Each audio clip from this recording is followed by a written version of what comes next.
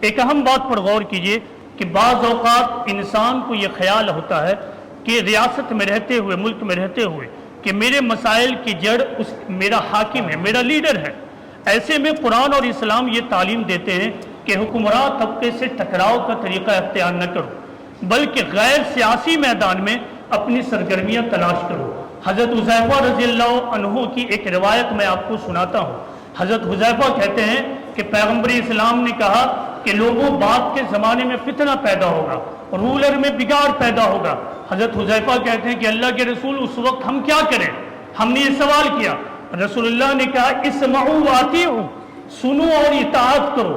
یہ اتنا امپورٹنٹ حکم ہے کسی بھی پولیٹیکل اسٹیٹ میں رہتے ہوئے مسلمانوں کے لیے کہ اگر مسلمان اس ایک حکم کو مان لیں تو مسلمانوں کا تمام مسئلہ جڑ سے ختم ہو جائے گا۔ وہ یہ کہ جب بھی محسوس ہو کہ کوئی مسئلہ حکومت کی طرف سے ہے تو وہ حکومت سے ٹکراؤ کا طریقہ اختیار نہ کرے۔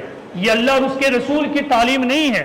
اللہ اور اس کے رسول کی تعلیم یہ ہے کہ حکمراں طبقے سے ہمیشہ ریکنسیلیشن اور مصالحت کا طریقہ اختیار کرو تاکہ سماج میں امن، شانتی اور پیس کا ماحول قائم رہے۔ حق بات کہنا یقیناً ایک بہت بڑی نیکی ہے، اور حدیث میں ہے کہ افضل الجہاد کلمۃ عدل عند سلطان جائر، کہ سب سے افضل جہاد یہ ہے کہ آدمی ظالم حکمراں کے سامنے کلمہ حق کہے۔ لیکن اگر کلمہ حق حکمراں کے سامنے کہنا ہو تو کیا یہی حکم وہاں بھی ہے؟ اس معاملے میں ہم فیل ہوتے ہیں۔